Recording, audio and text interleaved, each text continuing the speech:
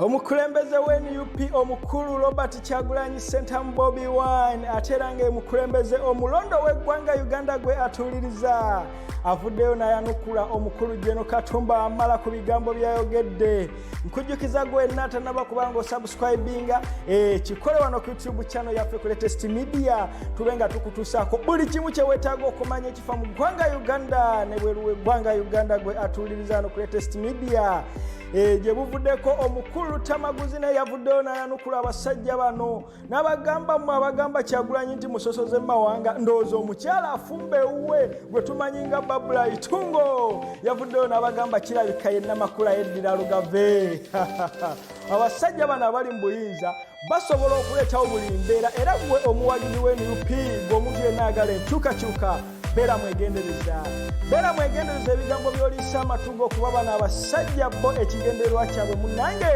oyinza okukimanya ng'omaze okugwa mu katego ke baba bakuteereddewo abasajja bano abali mu buyinza buli lukya banoonya ngeri gye balaba nti beesiba batya mu buyinza wadde mwatukowa naye tujja leetawo embeera yonna ate tube nga tubafuga kati gwe naagala enkyukakyuka wuliriza bulungi era beera mwegendereza bibino ebigambo by'omukulu Robert Kyagulanyi Ssentamu byanukudde Jeno Katumba amala ku lukuŋŋaana lw'abannamawulire lwakubye wano ku kitebe ekikulu eky'NUP e Kamokya katubikutuuseeko bino si bigambo bya Latest Media wabula bigambo by'omukulembeze Robert Kyagulanyi Ssentamu bibino biwulirize bulungi.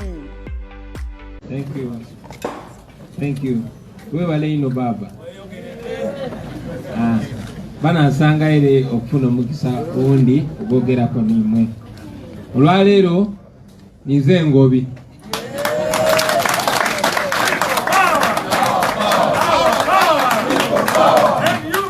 everywhere NUP kambakobere baba olwaleero ndi Ngobi ndi Musaada Musoga ndi mwana weruka Musaada Mugwana Nfunta mwana wa Bambeda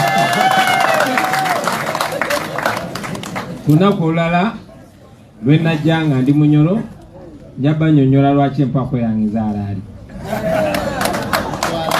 When I come as Luke Bara, I'll explain to you why I'm a Bini. Or when I come as a Munyankole, I'll explain to you why I'm called Musimbuzi. But it's important, ladies and gentlemen, much as we might be joking about the tribalism, it is a real cancer. A cancer that Museveni intends to use, just like he picked lessons from Obote. Museveni has been using tribalism from the word go. And because he has no point to make whatsoever, he has to trade the tribal narrative. It's very unfortunate that he uses the same victims to anchor his tribal narrative. Many times I watch with this man, aged men and women, those that we thought are reasonable, falling prey to that. I'll continue to encourage you, ladies and gentlemen, to dismiss Museveni's tribalism with all the contempt that it deserves. We are a generation free of hate. We are a generation free of division. We are a generation free of tribal or religious sentiments. We are one. We are united by the pain that Museveni and his honchos have caused to us. And yes, we are united by the aspiration of a new Uganda, which we must achieve, and indeed we'll go ahead and achieve. Ladies and gentlemen, we meet today facing a nation in crisis. Our nation is in crisis, although there's every effort by those who rule over us to cover it up, and it explains the propaganda that is flying here and there. All of you, I'm confident, that have been affected by the soaring fuel prices. Transport for people and merchandise is on the rise. Prices of different things are on the rise because of the rise of the prices of fuel, and in many cases, the absence of it. I've been very well represented by the comrades that have spoken to us. Museveni did not build any reservoir, but even what he found either sold or destroyed or rendered useless. I'm informed that the reservoirs in Jinja can store up to 3 million liters of fuel. 30 million liters of fuel, but they're empty. And the regime is not concerned. Why? Because the higher the prices go, the more benefit and profit their bootlickers make. Because as you know, the economy is owned by the few, the powerful and mighty who are close to Museveni, either his relatives or hunger zone. That is where we are as a nation. Our nation is in crisis, ladies and gentlemen, because the common person is at the height of suffering. All of you have noted borders being blocked from the city and blocked from business. All of you have seen with pain our brothers and sisters, the common people, the hawkers, being carried away and humiliated by the military because they believe the city has to belong to the few, the rich and the mighty. While the regime is spewing propaganda, all of you know that there's a crisis in the rule of law. You noticed a soldier shooting a police officer. The media has not talked about that. All of you have seen schools burning mysteriously in Chotera and here in Kawempe. And it's on that note, ladies and gentlemen, that I want to request us to give a moment of silence to the deceased.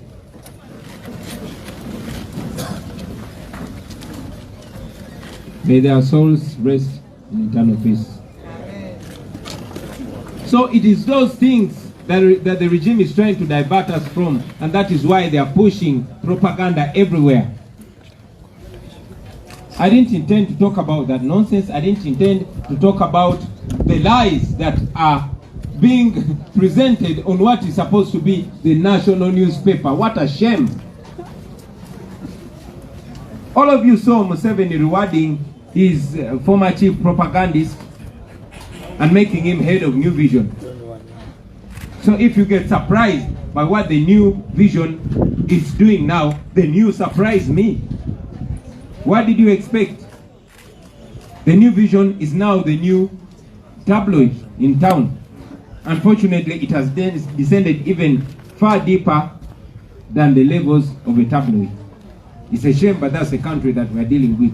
So if you see Museveni and his regime trying to push all manner of propaganda, then you know that they're trying to cover up something.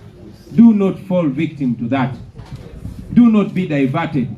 Our focus is removing Museveni and his hunger zone, and we shall not stop until we remove him.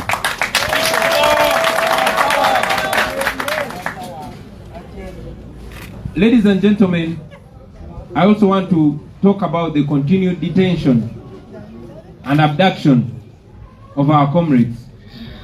Just yesterday, our brother Kassim Migade was released from Chitalia after 1 year. Kassim Migade is a young man you saw on video back in 2018 being beaten by the police on a police station. Fortunately, not all police officers are evil. One of them filmed it and it went viral. They approached him and apologized to him, but I believe they were only, making an effort to mark him, because only a short while later, he was once again abducted, tortured at CMI, and later on dumped at Chitalia, where he spent a full year. I'm not sure if we have Kassim Migade here, but we welcome you back, my brother. As we speak, our leaders, members of parliament, Honorable Sejirinya and Honorable Sewanyana are still in prison, denied bail for reasons best known to the dictator. As we speak right now, abductions are continuing. Our people are being abducted, tortured, some being killed. We only talk about those that we know, but many Ugandans are going through the same horror. We condemn it, but I'm telling you, we are only speaking, but there will come those who are not speaking with the mouth, but speaking much more firmer than we do.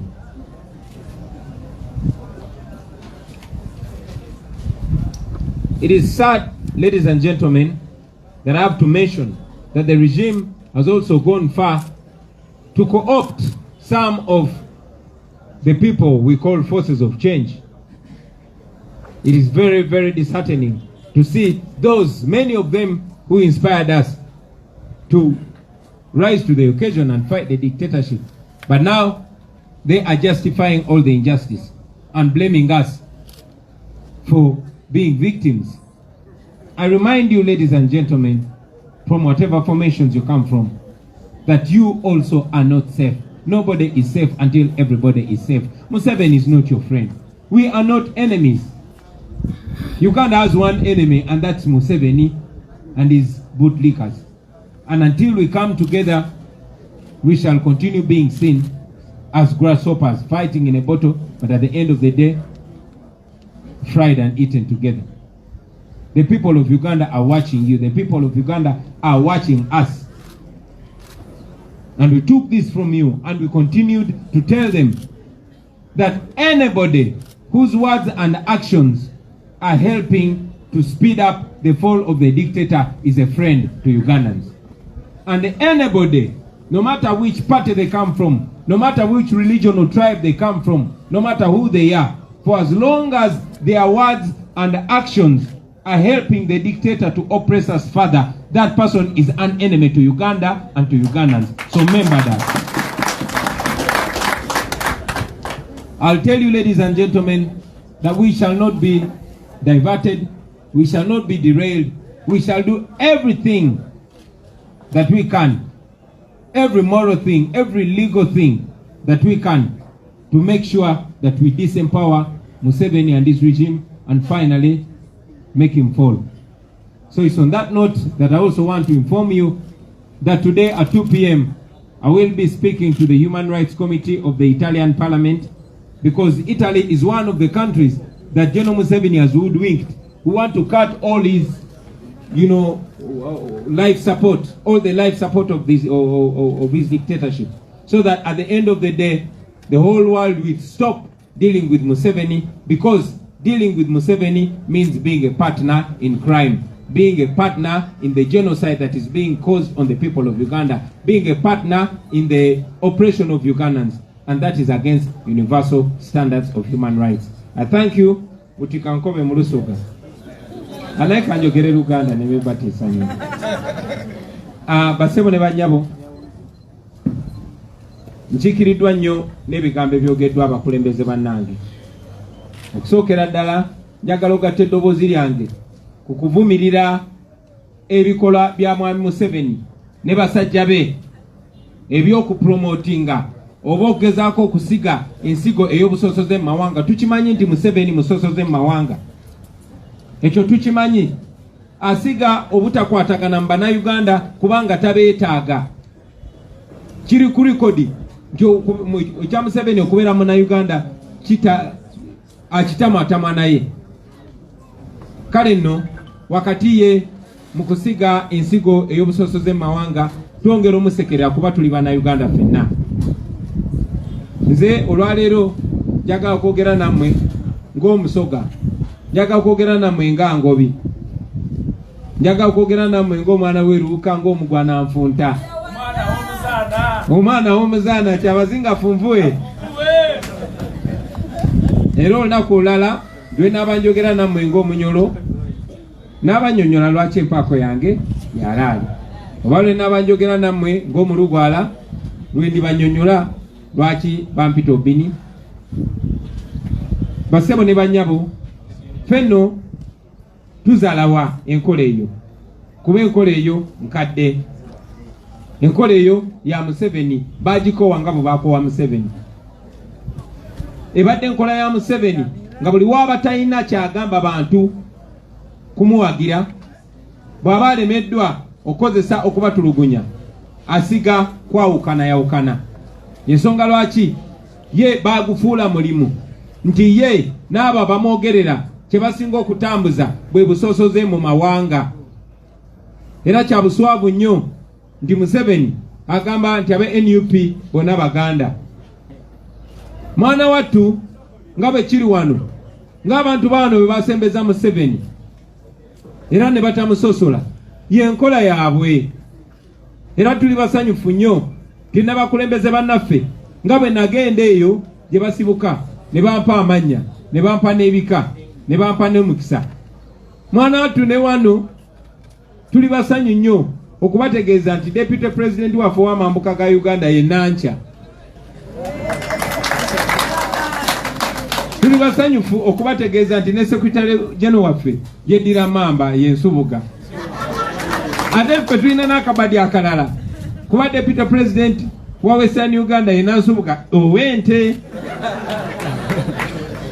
Kale nno tujagenda maaso nga tusekerera Mwami Museveni olw'enkola ye, kubanga ebyo abiresereeti singa abadde abigamba bannayuganda ab'emyaka gye7 oba 6 bandimuwuliriza n'ekyamulya, kubanga yatusanga ffe tuli wamu, yatusanga twagalana, yatusanga twegatta dda. Mumutegeeze n'omutegeeza nti omukyala afumbe wange Muganda ye Namakula.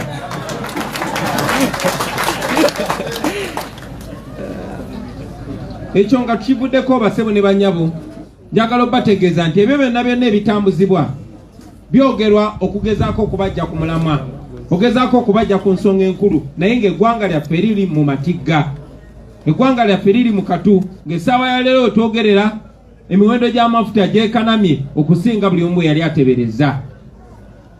Emmotoka tezikyatambula, transport ow'abantu n'ebyamaguzi yeeyongedde. Lwaki? Olw'enfugabbi, olw'enkulembera enfu, kubanga ye n'abo bamwetoolodde balina okukola ssente mu buli kimu. Abatambulako nga muyita ku airport y'Entebbe mumanyi bulungi nti buli ayingira eggwanga oba okufuluma bakebera, naye ebiseera ebisinga ne results ne batazikuwa kasita bakuggyako ssente. Ye Museveni yasalawo eggwanga difuula kyamaguzi dikamulamu buli ssente zasobola dikamulamu. Olwaleero eggwanga lyaffe eri mu matigga basebo ne banyabo, kubanga abaana bali mu kuddayo ku masomero naye n'abazadde tebasobola yadde okukuŋŋaanya ssente ez'abaana ku masomero kuba badde tebakola kumala emyaka 2. Ekyennaku nti ate amasomero agasinga naddala ago agaabwe gayongeza ebisale by'abaana okusoma. Tuli matigga kuba abantu ba bulijjo abatembeyi bali mu kugoba ku nguudo nga tebabawadde alternative, tebawadde kyakuddamu. Twakyogerako era tukyogerako nti ekibuga nga kinaakola kirina okukola nga mulimu ki n'abantu, naye kubanga baagala ekibuga kifuula ky'abantu abo ab'olubatu bali mukola enkola eyo. Tuli matigga basebo ne banyabo, kubanga n'abatambuza abantu ba bulijjo abeekolera emirimu gyabwe nabo banyigirizibwa. Mulaba kye bakoze boda era kye bali mu kwongera ozikola. Batambuza oyo propaganda kubanga tebalina kyakunnyonnyola ku basirikale bagenda bakozesa bubi mundu. Mwalabye omusirikale yakubye owa traffic esasi, ekyo tebasobola kyogerako. Tebasobola kwogera ku masomero gali mu kujja nga tewali kunnyonnyola. Ekyo no kikunnyonnyola. Lwaki amawulire eryandibadde eggulira eggwanga ekkulu erya New Vision kati olunaku lwaleero lyerikozesebwa ate okutambuza obulimba. N'ekyo bw'okyewuunya gwe gwe mba neewuunya, kuba mwenna mumanyi omwami eyali propagandist wa Museveni, Secretary General ono muzivunira ekigambo propagandist, omukubi mumulabye Nsubuga, omukubi wa pokopoko wa Museveni omukulu, mugeto gwe tuyita palapase wa Museveni omukulu. Bweri nkola ya Museveni nti buli amukolera ekimuyamba omukumira mu buyinza amutonera eddimu eddene gwe bakwasa New Vision. So bwe mwewuunya New Vision okozesebwa nga tabloid, ate nange mba mbewuunya basebo ne banyabo. So eryo ly'eggwanga lye tulimu baganda bange. Sijja kutwala budde kwogera ku bya bulimba bye bagezaako okuteeka ku NUP, kubanga nga Ssekamwa waffe bwagambye nti ddala omuti ogulina ebibala gwe gufa enkonyogo. Tujjagumira enkonyogo za Mwami Museveni paka naffe tuna kasuke yaffe naye ajja giwulira inshallah.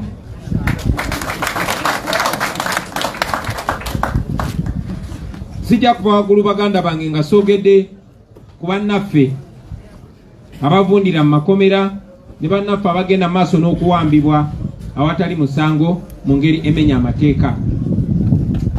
Olunaku lwajjo omu ku bannaffe gwe bayita Kassim Migadde yayimbuddwa okuva ekitalya. Kassim Migadde ye mulenzi abamu gwe mwalaba mu 2018 nga bamukuba abapoliisi nga bamukubira ku police station nga bamulanga okubeera owa people power. Kassim Migadde oyo yagenda mu kooti n'abaloopa. Abamu bajja ne bamwegayirira naye mu kumwegayirira balinga abaali bamupima bamanye gyakasiba kubanga era oluvannyuma lwa byonna bamulondola ne bamuwamba ne bamubuzaawo ne bamutulugunya bubinnyo ne bweri nkola yaabwe ne bamutwala mu kooti y'amagye ne bamutwala ekitalya. Kassim Migadde yayimbuddwa olunaku lw'eggulu oluvannyuma lw'okumala omwaka mulamba ekitalya nga talina musango. Wabula bannaffe ebikumi n'ebikumi bangi bakyavundira mu makomera okwetoola eggwanga lyonna. Twogera ku abo be tumanyi naye nga bangi nnyo be tutamanyi be tugenda amaaso nga tutegeera obutegeezi be bali makomera ago basebo ne bannyabo. Mu mbeera y'emu abaka baffe aba Parliament Honorable Ssegirinya ne Ssewanyana bali mukomera awatali musango. Gavumenti eremeddwa okuleeta obukakafu bwonna naye ate baagana n'obeeyimirira ng'amateeka bwe gagamba. Naye Museveni bw'atyo bw'akola agezaako tumala mu maanyi agezaako batiisatiisa. Kyensobola okubagamba baganda bange nti mbeere bagumu temuggwamu maanyi ono Nakyemalira ayidde era essaawa yonna agenda kuvaako.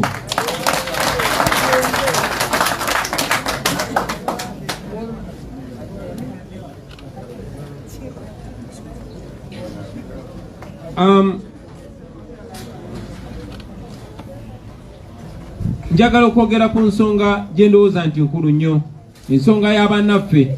Bangi ku bo be twalabirako, bangi ku bo be batusookayo mu kaweefube ono w'okulwanyisa Nakyemalira, naye nga ku kiseera kino bafaanana ate nga emundu zaabwe mu kifo kyo zitunuliza Nakyemalira bazitunuliza bannaabwe. Ekyono kyenyamiza kibanga ekigamba nti omulabe waabwe katakyali Nakyemalira naye mulabe waabwe ate ye NUP. Njagala obategeeza abaganda bange nti abasibe okulwanira mu kkomera libabbula ly'amagezi ng'omugenzi Basudde bwe yagamba.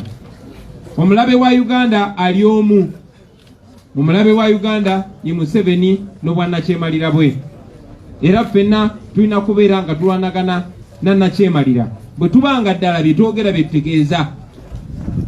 Bannayuganda batwegesa obwanga, batunuulidde era batulabira ku bikolwa byaffe. Mu mwatusooka okwogera bwe tuti era naffe tukyogedde era tukikatiriza kuba twagala ffenna kibeere nga kyekimu nga kitukwatako nti omuntu yenna ng'ebigambo bye oba ebikolwa bye byanguya okuvaako kwa Nakyemalira Museveni, oyo munnaffe, oyo munnammwe Bannayuganda.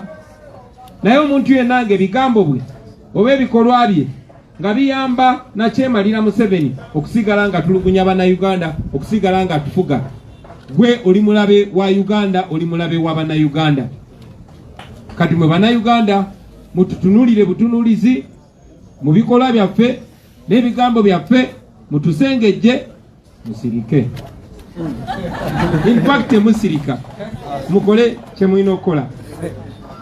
Njagala kubaagulu nga mbategeeza abaganda baffe ffe tetulekerangaawo era tetugenda kulekeraawo kulwanyisa Nakyemalira mu buli ngeri yonna, ku buli front yonna gye tufuna. Tumanyi nti Museveni ekimuyambye okutufudubalako ze sente zeyoola mu mannya gaffe, mu mannya g'abaana baffe, ne zibbibwa abantu be oba ne zikozesebwa okutunyigiriza n'okututta, ate nga oluvannyuma lwa byonna ffe n'abaana baffe n'abazzukulu ffe tugenda ozisasula.